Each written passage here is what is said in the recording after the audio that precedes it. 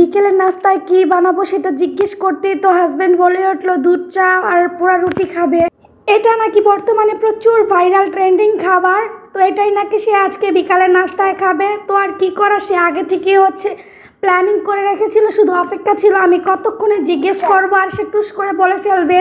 শুধু প্ল্যানিং না, সে আগে থেকেই সব কিছু এনে রেখেছিল যাতে করে আমি বলার সাথে সাথে সে বলতে পারে সে খাবে। আর আমি বাহানা দিয়ে না বানাই যে এটা তো বাসায় নাই কিভাবে বানাবো, সেই জন্য সে আগে থেকে এনে রেখেছিল। তো হ্যালো এভরিওয়ান, আসসালামু আলাইকুম, welcome back to my another blog, Bangladeshi blogger Anaya. তো আজকে আমি তোমাদের সাথে শেয়ার করবো পোড়া রুটি অ্যান্ড দুধ চা। সেটাও একদম খাঁটি গরিব দুধ চা অ্যান্ড পোড়া রুটি, যেটা মোস্ট ভাইরাল, একদম দোকানের মতো। তো এই তো তোমরা দেখতে পাচ্ছিলে আমি ফ্রিজ থেকে লিকুইড দুধ গরুর দুধটা নামিয়ে আমি চুলায় দিয়ে দিয়েছিলাম, কিছুক্ষণ জাল করে নিয়েছিলাম। এরপরে আমি দুধটার মধ্যে কোনো পানি মিশাইনি, আমি এটার মধ্যে ডিরেক্ট চা পাতা দিয়ে দিয়েছিলাম আর এটার মধ্যে চিনি দিয়েছিলাম, মানে আমি আর কি যেভাবে দুধ চা তৈরি করি। আর এরপরে তো পোড়া রুটি বানানোর জন্য যেটা উপরে আস্তর দিতে হবে, সেটার জন্য দরকার কনডেন্স মিল্ক। আর সেটা সে আনতে ভুলে গিয়েছিল, যে খাওয়ার প্ল্যানিং করেই সব উপাদান আনতেই ভুলে যায়। তো কী করার, আমি একটা বুদ্ধি বের করে কনডেন্স মিল্কটা বানিয়ে নিলাম বাসায়। একটা গুঁড়ো দুধ ছিল, সেটা দিয়ে আমি কীভাবে কনডেন্স মিল্ক তৈরি করলাম সেটা তো তোমরা দেখতেই পাচ্ছ। প্রসেসিং করে নিয়ে এখানে একটু দুধ দিয়েছিলাম আর এর মধ্যে পরিমাপ মতো চিনি দিয়েছিলাম। যতটুকু দুধ নিয়েছিলাম আমি ততটুকু পরিমাপই চিনি নিয়েছিলাম। এরপরে একটু পানি দিয়ে সুন্দরভাবে অনেকক্ষণ নেড়ে চেড়ে নিচ্ছিলাম।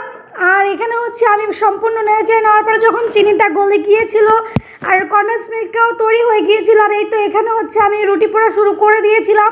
ফার্স্টে আমি পাউরুটি নিয়েছিলাম, এরপর পাউরুটিটার উপরে আমি একটু কনডেন্স মিল্ক দিয়েছিলাম আর এর উপরে আমি একটু চিনি ছড়িয়ে দিয়েছিলাম, যাতে খুব সুন্দর একটা স্মোকি ফ্লেভার আসে। আর মাশাআল্লাহ খুব সুন্দর একটা স্মোকি ফ্লেভার এসেছিল। এটা যখন আমি পোড়াচ্ছিলাম তখনই ঘ্রাণে একদম আমার পেটটা ভরে যাচ্ছিল, মনে চাচ্ছিল যে কখন খেয়ে ফেলি। তোমাদের ভাইয়া তো প্ল্যানিং করেছিল খাওয়ার, বাট এটার ঘ্রাণটা শুনে আমার নিজেরই খেতে মন চাচ্ছিল। আর এই তো এখানে তোমাদের ভাইয়া তো বারবার এসে দেখতে যাচ্ছিল যে আমি কি প্রপারলি তৈরি করতে পারছি কিনা নাকি।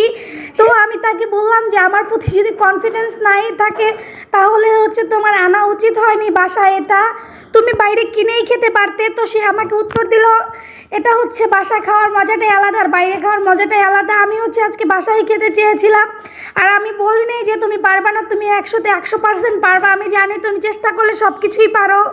তো যাই হোক, তার এই কথাটা শোনার পরে আমি সবসময় ভরসা পাই সব কিছু করার, আমি সব কিছু করার চেষ্টা করি। আর আলহামদুলিল্লাহ এই পর্যন্ত আমি যত কিছু চেষ্টা করেছি না কেন মোটামুটি সব কিছুই সাকসেস হয়েছি। তো এরপরে সেও এসেছিল, সে আমাকে একটু হেল্প করছিল। দেখো আমি একদম দোকানদারদের মতো করে পুড়ে নিচ্ছিলাম পাউরুটিটারেই। তো এখানে আমার চা আর পাউরুটি পোড়াটা হয়ে গিয়েছিল। আমরা যেহেতু 3 জন ছিলাম আর আমরা এখানে 3টা পাউরুটি পুড়েছিলাম, বাকিগুলো রেখে দিয়েছিলাম। আর এই তো এখানে কনডেন্স মিল্ক বানানো, কনডেন্স মিল্কটা যেটা ছিল সেটা আমি চায়ের মধ্যে দিয়ে দিয়েছিলাম, যাতে করে চায়ের টেস্টটা আরও খুব বেড়ে যায়। আর এই তো এখানে আমি খাঁটি গরুর দুধ অ্যান্ড পোড়া পাউরুটি সেটা নিয়ে হাজির হয়ে গেলাম তাদের নাস্তার। আর চা আর পাউরুটির কালার দিকে তো আপনাদের ভাইয়া আর আমার মেয়ে খুবই খুশি। আমার মেয়ে কিছু বুঝুক না বুঝুক, তার পাপা যেটাতে খুশি, যেটাতে লাফাবে সেটাতে লাফাতে শুরু করে দিবে। আর এমনি তো এই খাবারগুলো মাশাআল্লাহ খুবই মজা ছিল, আলহামদুলিল্লাহ খুবই ভালো ছিল।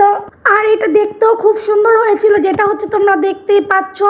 পোড়া রুটিটা একদম ক্রিস্পি টাইপের, মানে ভিতরে উপরে ক্রিস্পি আর ভিতরে একদম সফটভাবে, মানে পোড়াটা খুব সুন্দরভাবে হয়েছিল। তো এই তো এখানে আমি বসে গিয়েছিলাম তোমাদের ভাইয়ার আগে, আমি বসে গিয়েছিলাম ট্রাই করার জন্য। যেহেতু আমি ভিডিও করবো এই জন্য আমি তোমাদের সাথে আগে শেয়ার করলাম রিভিউটা। আমি বলতে যাচ্ছিলাম খেয়ে আর কি। তোমাদের ভাইয়ার নাম, আমার কাজ। তোমাদের ভাইয়ার আগে সব কিছু আমি ট্রাই করে ফেলি। আর এই তো এখানে দেখতে পাচ্ছ পাউরুটিটা কতটা সুন্দর হয়েছে ভিতরে, মানে একদম পুরো ফ্লেভারটা ভিতরে ঢুকেছিল। আর আমি তোমাদের এক্সপ্লেন করে বোঝাতে পারছি না কতটা মজা হয়েছিল। আর আমি খাবারের রিভিউ তো সুন্দরভাবে দিতে পারি না, তো তোমরা দেখেই বুঝতে পারছো যে কতটা সুন্দর হয়েছিল। আর খেতেও খুব মজার ছিল। সেটা হচ্ছে তোমরা আমার খাওয়ার স্টাইল দেখলে বুঝতে পারবা কতটা মজা হয়েছিল। আর আমি তো জাস্ট ভাবতেও পাইনি এতটা মজা হবে। আর এটা হচ্ছে আমি ফার্স্ট টাইম ট্রাই করলাম। এর আগে হচ্ছে আমি কখনোই এই পোড়া রুটি অ্যান্ড দুধ চা খাই নাই। দুধ চা খেলেও পোড়া রুটির সাথে কখনো খাওয়া হয়নি আমার, এটা ফার্স্ট টাইম। আর আমি যতটুকু আশা করেছিলাম ভালো হবে তার থেকে হচ্ছে অনেক গুণ ভালো আর মজা ছিল এটা। চাইলে হচ্ছে বাসা তোমরাও ট্রাই করে দেখতে পারো কোনো এক শান্ত বিকেলে ফ্যামিলির সাথে। আশা করছি খাবারটা খুবই মজা হবে।